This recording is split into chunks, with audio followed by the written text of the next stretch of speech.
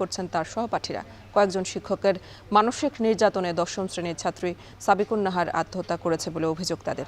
আর এ নিয়ে আরও জানাতে দুনিয়া থেকে যুক্ত আছেন সহকর্মী কামরুল হাসান জনি। জনি, অভিভাবক ও শিক্ষার্থীরা কি বলছেন আর তাদের দাবি কি জানাবেন?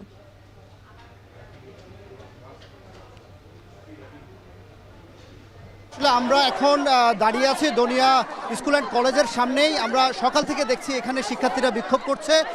তাদের দাবি হচ্ছে এখানকার যিনি পরিচালক এবং কয়েকজন শিক্ষিকার নামে তাদের অভিযোগ আছেন, যাদের মানসিক নির্যাতনের কারণে এখানকার যে মানবিক বিভাগের ১০ম শ্রেণীর একজন শিক্ষার্থী যিনি সাকিবুন নাহার নামে একজন শিক্ষার্থী গতকালকে দুপুরে বাসায় ফিরেই তিনি আত্মহত্যা করেছেন। এবং আমরা শুরু থেকে এখানকার শিক্ষার্থীদের সঙ্গে কথা বলার চেষ্টা করেছি এবং স্কুলের যে পরিচালক আছে তার সঙ্গে আমরা কথা বলেছি, স্কুলের অধ্যক্ষের সঙ্গে আমরা কথা বলেছি।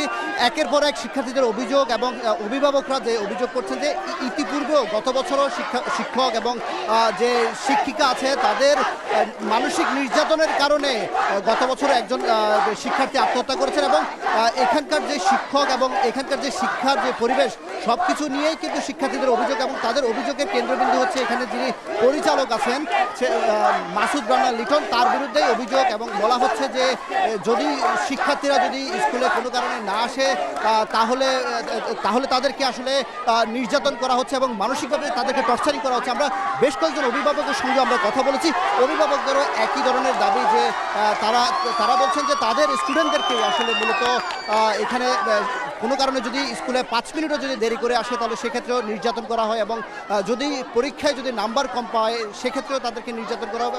এবং সর্বশেষ যে সাকিবুন নাহার নামে যেই শিক্ষার্থী আত্মহত্যা করেছে গতকালকে, তাকেও একইভাবে শিক্ষিকা এবং এখানকার যিনি পরিচালক তিনি মানসিকভাবে টর্চারিং করার কারণেই বলা হচ্ছে আসলে সে বাসায় ফিরে আসলে আত্মহত্যা করেছে। এবং আমরা পরিচালকের সঙ্গে কথা বলেছিলাম, পরিচালক আমাদেরকে জানিয়েছে গতকালকে 2টা পর্যন্ত ওই শিক্ষার্থী স্কুলে ছিল এবং 2টার পরে সে বাসায় ফিরে বাবা মায়ের সঙ্গে বাকবিতণ্ডা জের ধরেই বলছেন আসলে আত্মহত্যা করেছেন। আমরা এতটুকু জেনেছি এবং আমরা অধ্যক্ষের সঙ্গে কথা বলেছি।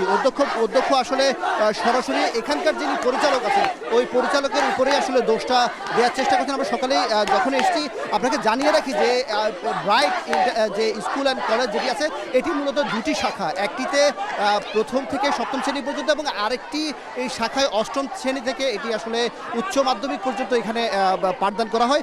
আমরা প্রথমে যখন এসেছিলাম যেটি নিম্ন মাধ্যমিক এবং যেখানে আসলে বাচ্চারা পড়ালেখা করে, আমরা সকালে এসে দেখেছি সেখানকার অভিভাবকরা তাদের শিক্ষার্থীদেরকে নিয়ে যাচ্ছিলেন। এবং আরেকটি স্কুল পাশাপাশি যেটি দনিয়া, এটি আসলে কদমতলী থানার অধীনে, এখানে আসার পরে আমরা দেখেছি যে এখানকার শিক্ষার্থীরা সকাল থেকেই তারা আন্দোলন করে যাচ্ছেন এবং বিক্ষোভ করে যাচ্ছেন।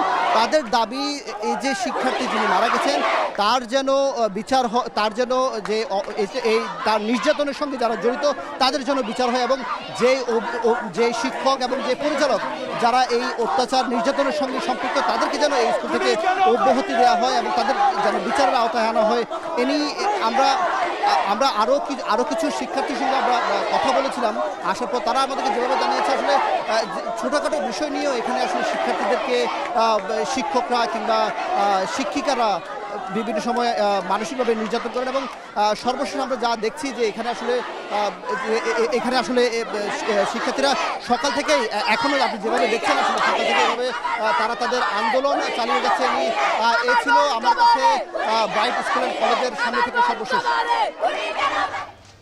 রাজধানীর দনিয়ায় স্কুল ছাত্রী আত্মহত্যার ঘটনায় বিক্ষোভ করছেন তার সহপাঠীরা, আর সে খবরই জানাচ্ছিলেন সহকর্মী কামরুল